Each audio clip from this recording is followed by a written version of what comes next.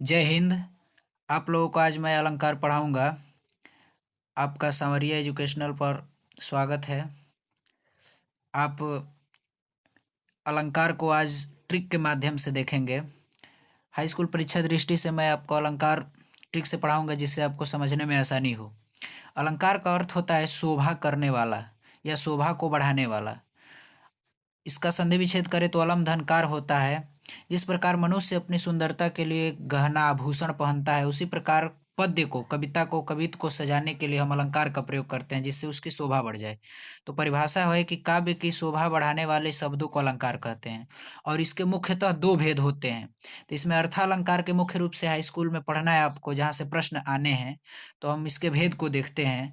दूसरा भेद हमारा दोनों भेद कौन कौन है? तो पहला है शब्दालंकार और दूसरा है अर्थालंकार।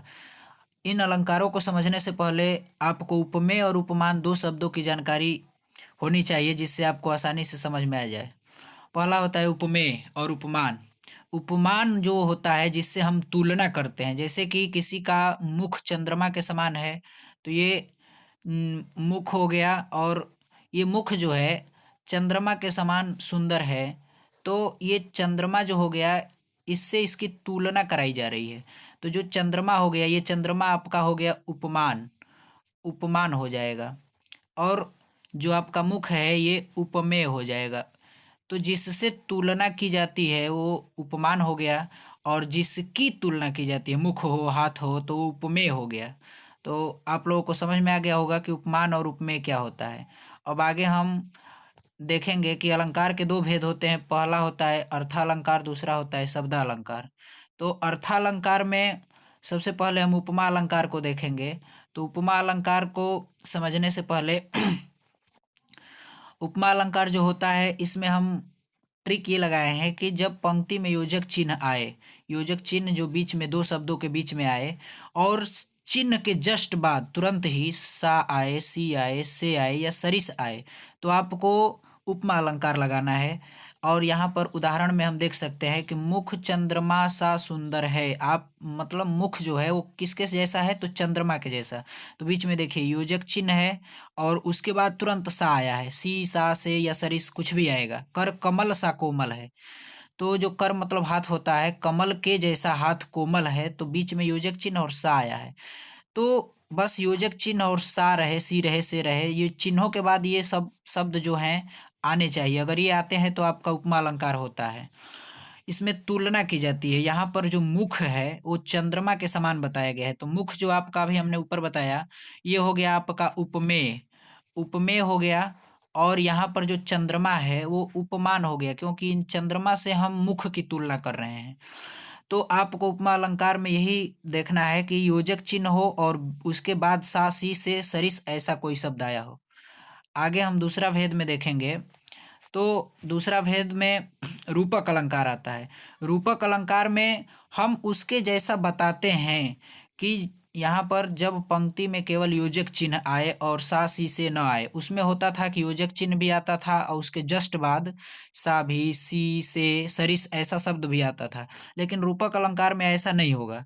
इसमें बस आपको देखना है कहीं भी दो शब्दों के बीच योजक चिन्ह एक दिखे और सा, सी, से नहीं है, तो रूपक अलंकार है। मैया मैं तो चंद्र खिलौना लय हो। इसमें जो भी उदाहरण आप याद करते हैं या उसमें दिया हो पेपर प्रश्न में, तो आपको अर्थ से मतलब नहीं है।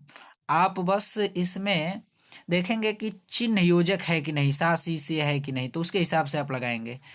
तो यहाँ पर देखिए योजक चिन्ह भी है, लेकिन सा, सी, से नहीं आया है, तो यहाँ पे हो जाएगा रूपक अलंकार। चरण कमल बंदो हरिराई। आपके कमल रूपी चरण की मैं वंदना करता हूँ। तो चरण कमल, कमल रूपी चरण की वंदना किया जा रहा है। ये नहीं कहा जा रहा है कि मेरा जो चरण है कमल के समान है, ये बस कहा जा रहा है कि आपके कमल जैसे चरण की वंदना कर रहे हैं हम। केवल योजक चिन्ह रहेगा, सा, सी, से नहीं रहेगा। तो ये जो होगा आपका रूपक अलंकार हो जाएगा। और आगे हम देखते हैं लास्ट में उत्प्रेक्षा अलंकार। तो उत्प्रेक्षा अलंकार को पहचानने का ट्रिक ये है, हमने बताया कि आपको अर्थ से मतलब नहीं है यहाँ पर विशेष। और अगर अर्थ आपको मालूम है, आता है, तो अच्छी बात है। लेकिन अर्थ नहीं भी मालूम है तो आप उदाहरण में बस ये देखेंगे कि बीच में मनहु जनहु मानो जानो या ज्यों त्यों ऐसा कुछ शब्द दिखे तो आपका हो जाएगा उत्प्रेक्षा अलंकार। इसमें कहा जा रहा है कि यदि पंक्ति में मनु मनहु जनहु जानो ज्यों त्यों शब्द आता है तो उत्प्रेक्षा अलंकार होता है। ले चला साथ मैं तुझे जनक ज्यों भिक्षुक लेकर स्वर्ण।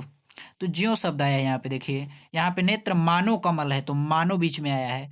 तो ऐसे शब्द अगर किसी पंक्ति में आते हैं, पद्य में, दोहे में, तो आप उसको कहेंगे कि उत्प्रेक्षा अलंकार है और आप उत्प्रेक्षा अलंकार लगाएंगे।